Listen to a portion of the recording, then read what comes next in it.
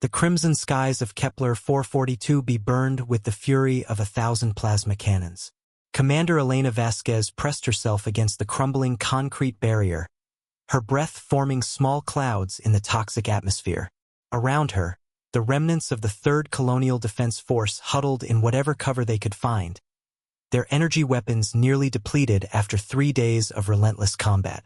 The Vortak had come without warning, emerging from the void between stars like metallic locusts.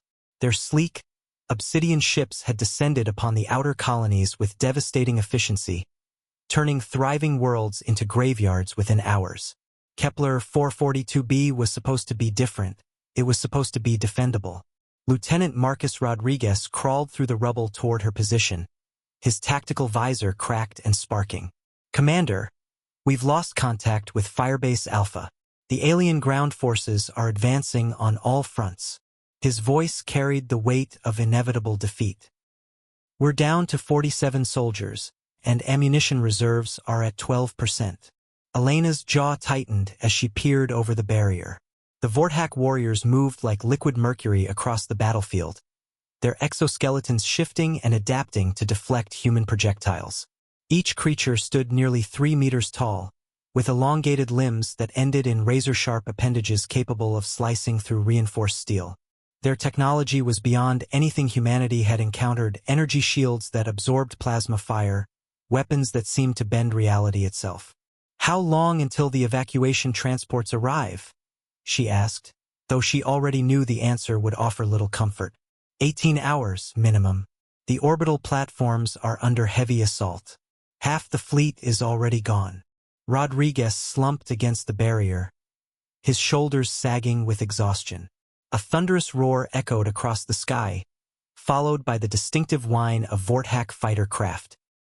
Elena watched as 3 of the alien vessels swooped low, their energy cannons carving molten trenches through the earth mere meters from their position. The heat washed over them in waves, and she could smell the acrid scent of vaporized stone. "This is it," whispered Sergeant Janet Morrison, the team's communications specialist. "We're not getting off this rock." But then something changed in the sky above them. The perpetual crimson glow began to shift, taking on an odd purple hue. Elena looked up and saw what appeared to be tears in the fabric of space itself. Massive rifts opening like the universe was being unzipped. From these dimensional wounds emerged shapes that defied comprehension. The first vessel to fully materialize was easily 20 kilometers in length, its hull a pristine white that seemed to absorb and reflect light simultaneously. It was followed by another, then another, until the sky was filled with colossal warships bearing the familiar blue and gold insignia of Earth's Deep Space Command. The Vortak fighters, so confident moments before, suddenly found themselves dwarfed by humanity's most closely guarded secret, the Leviathan-class dreadnoughts. These ships had been constructed in the hidden shipyards beyond Pluto, their existence known only to the highest levels of government. Each vessel was a city in space, equipped with weapons that could crack planets and shields that could withstand the fury of dying stars. Commander Vasquez activated her emergency communicator as the first Leviathan opened fire. The beam that erupted from its primary cannon was like witnessing the birth of a new sun. The energy struck the largest Vortak mothership, and the alien vessel simply ceased to exist, not destroyed, but unmade at the molecular level. "All ground forces, this is Admiral Catherine Hayes aboard the UES Prometheus. Reinforcements have arrived. Maintain your positions and prepare for orbital support."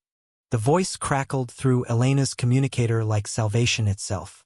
Around her, the battered soldiers began to smile for the first time in days. The tide of battle had turned in an instant, and the Vortak forces that had seemed unstoppable were now fleeing in disarray. Elena stood tall, her weapon raised toward the retreating aliens. "Sometimes," she said to Rodriguez, "it pays to have friends in high places." Above them, humanity's colossal warships painted the sky with victory.